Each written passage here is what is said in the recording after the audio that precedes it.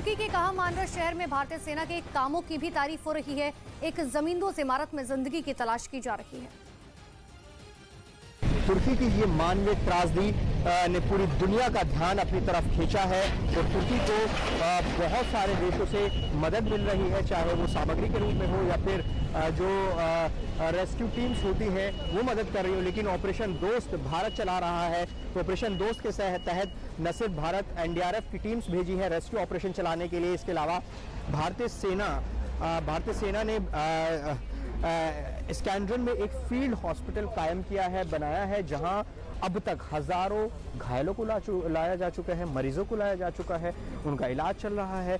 और ज़रा मैं आपको देखिए ये तस्वीर आपको दिखाना चाहता हूं।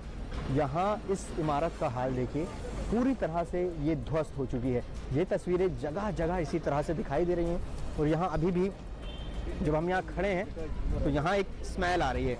स्मेल उस तरह की जब किसी के शव कुछ जब बहुत ज़्यादा दिन हो जाते हैं तो उस तरह से जो स्मेल आती है वो स्मेल इस जगह पर आ रही है, क्योंकि अभी भी यहाँ पर टीम मौजूद हैं, जो अथॉरिटीज़ हैं, यहाँ की जो डिज़ास्टर मैनेजमेंट अथॉरिटी है वो अभी भी यहाँ से रेस्क्यू करने की कोशिश में लगे हुए हैं। तो और देखिए मैं दूसरी दिखाना चाहूँगा आपको। यहाँ आप देखेंगे यहाँ जो लोग हैं जिनके अपने घर थे वो सड़कों पर आ चुके हैं। आप देखिए जो लोगों का गुजर बसर उनके घरों में होता था वो अब किस तरह से सड़कों पर रहने के लिए यहाँ लोग मजबूर हैं।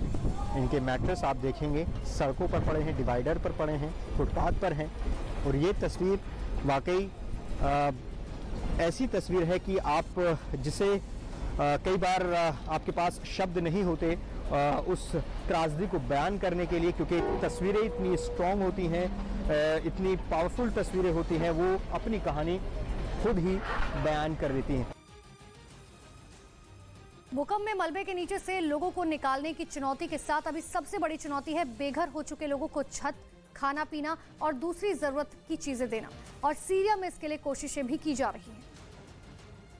हालांकि ये कोशिशें नाकाफी है, क्योंकि उत्तरी सीरिया पहले ही कई बड़ी चुनौती से जूझ रहा है। 2 शक्तिशाली भूकंपों के बाद लाखों बेघरों में से कुछ को अस्थायी कैंपों में जगह मिल पाई। जो इलाका सालों से ताबड़तोड़ बमबारी और गोलीबारी से आहत होता रहता है, जहां के लोग अब तक बमबारी से बचे रहे, आज भूकंप के अटैक ने उन्हें या तो मौत के मुंह में पहुंचा दिया या फिर ठसाठस भरे इन अस्थायी टेंटों में लाकर पटक दिया।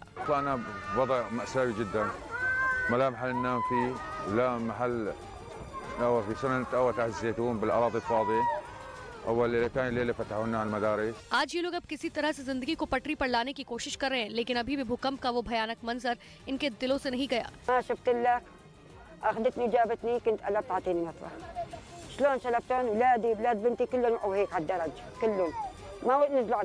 तुर्की और सीरिया की सीमा पर अभी भी भूकंप के झटके आ रही है। रह रह कर जमीन हिल रही है और हर वक्त लोगों की आंखों के सामने एक हफ्ते पहले वाला वो दिन घूम जाता है जब भूकंप ने हजारों लोगों की जान ले ली और लाखों को जिंदगी भर का दर्द दे दिया। तुर्की में भूकंप से हजारों की संख्या में इमारतें ताश के पत्तों की तरह ढह गई। जाहिर है उनके निर्माण में कुछ खामियां रही होंगी।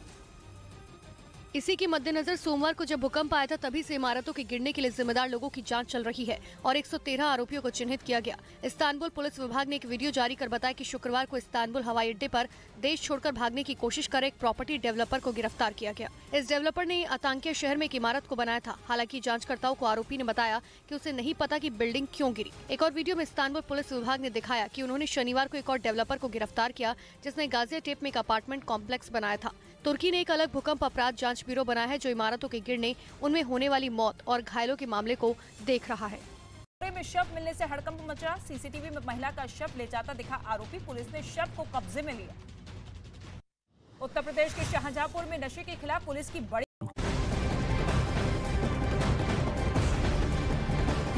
तो तुर्की में हर तरफ तबाही का मंजर है। प्रभावित इलाकों में न्यूज़ 18 इंडिया की टीम लगातार रिपोर्टिंग कर रही है। हर तरफ मलबा और जेसीबी की आवाजें सुनाई देती हैं। नूरदागी में हम कल मौजूद थे, वहां हमने अपनी रिपोर्टिंग के दौरान खुद भूकंप के झटके महसूस किए और हजारों आफ्टर शॉक अब तक आ चुके हैं। और लगातार देखिए हमने जो टीम्स यहाँ पर काम कर रहे रेस्क्यू की, वो उनके अंदर भी एक कहीं ना कहीं डर रहता है, क्योंकि यहाँ बहुत सारी जो इमारतें हैं उनमें क्रैक्स आ गए हैं, वो दरार आ गई है। ये डर रहता है कि वो गिर भी सकती है, और चूंकि लगातार भूकंप यहाँ पर आ रहे हैं। और ये तस्वीर हम आपको जरूर दिखाना चाहेंगे। यहाँ आपको जेसीबी नजर आएंगे, देखिए कितनी जेसीबी है, और यहाँ मलबे के पहाड़ ही पहाड़ आपको नजर आएंगे। ये तस्वीर वाकई दर्दनाक है। आप सोचिए, ये रिहायशी इमारतें हैं जितनी भी हम आपको दिखा रहे हैं, जो लोग यहाँ रह रहे होंगे क्या हाल हुआ होगा। सेकंड में उनका जो घर थे वो जमींदोज हो गए। और देखिए मेरे इस तरफ, मेरे पीछे की तरफ मैं एक और आपको दिखाना चाहूंगा। यहाँ देखिए, यहाँ पर भी जो तमाम इमारतें हैं वो पूरी तरह से जमींदोज हो चुकी है। हम कहरनमारस से रिपोर्ट कर रहे हैं। हम एक और बात बताना चाहेंगे, अपने दर्शकों को समझना होगा तुर्की के बारे में, क्योंकि कहरनमारस भूकंप का एक केंद्र रहा है। और यहाँ पर जिस तरह से तबाही हुई है, हम जितनी भी जगहों पर घूमे वो सबसे ज्यादा कहरनमारस में नजर आए। एक पैच हमने ऐसा देखा कि करीब 200 मीटर तक पूरी एक रिहायशी इलाका जमींदोज हो गया, कुछ नहीं बचा। वहां बचा है तो फिर सिर्फ मलबे के पहाड़ ही पहाड़ वहां पर नजर आ रहे हैं। तो ये स्थिति बेहद खराब है। और जो इसको यहाँ आपको दिखाएं कि अभी भी रेस्क्यू ऑपरेशन जो चल रहा है, मैं आपको दिखाना चाहूंगा। यहाँ जो रेस्क्यू ऑपरेशन चल रहा है, ये अभी कई और दिन चलने वाला है, क्योंकि लगातार यहाँ जो अथॉरिटीज़ हैं वो कोशिश कर रही हैं कि जो शवों को निकाला जाए, या गुंजाइश हो कि कोई जिंदा हो। कुदरत का करिश्मा ही हो सकता है कि इतने दिन बाद भी यहाँ पर कोई जीवित हो सकता है। लेकिन अभी यहाँ पर जो तस्वीर है वो देख लीजिए, हम आपको दिखा रहे हैं किस तरह से यहाँ जो जेसीबी है वो यहाँ पर मलबा हटा रही है। और साथ ही देखिए एक ग्रुप आपको वहाँ नज़र आएगा जो रेस्क्यू के काम में यहाँ पर लगा हुआ है। अब से थोड़ी देर पहले यहाँ से 2 शवों को निकाला जा चुका है। डॉग स्क्वाड जो है वो लगातार इस पूरे इलाके में यहाँ देख रहा है कि कोई है तो नहीं यहाँ पर।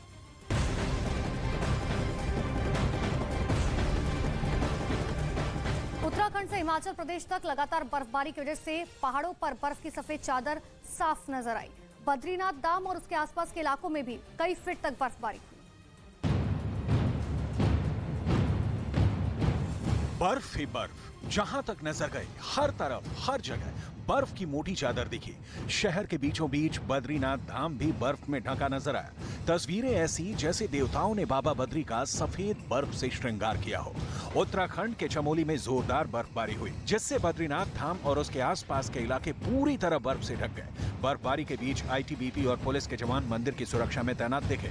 मंदिर के बाहर से एक साधु की हैरान करने वाली तस्वीर भी सामने आई, जो बर्फबारी और कड़ाके की ठंड के बीच साधना करते दिखे। उत्तराखंड के अलावा हिमाचल प्रदेश से भी बर्फबारी की तस्वीरें सामने आई, जहां खूबसूरत वादियां बर्फ से ढकी नजर आई, जिससे सैलानियों के चेहरे पर खुशी छा गई। स्नोफॉल जो मैंने देखी, फ्रेश स्नोफॉल अभी हो ही रहती है, आई थिंक आपने भी देखी होगी, तो बहुत अच्छा रहा और बहुत अच्छा महसूस हुआ। और फीलिंग और इन्वायरमेंट बहुत अच्छा यहाँ का। हालांकि मौसम विभाग ने लोगों को सतर्क रहने की अपील की है। साथ ही अगले कुछ दिनों तक बर्फबारी और बारिश की संभावना जताई है। कुछ स्थानों पर बारिश और हिमपात होने की संभावना है, और जो मैदानी और निचली पहाड़ियां हैं वहां पर 1-2 स्थानों पर बारिश होने की संभावना है, और थंडर स्टॉर्म की भी संभावना है। उत्तराखंड से हिमाचल प्रदेश तक लगातार जारी बर्फबारी की वजह से जहां एक तरफ तापमान में कमी दर्ज की गई है, वहीं बर्फ की मोटी परत जमने की वजह से कई रास्तों पर लोगों को आवाजाही में भारी दिक्कत का सामना करना पड़ रहा है, जिसकी वजह से सड़कों पर गाड़ियों की लंबी कतार दिखी।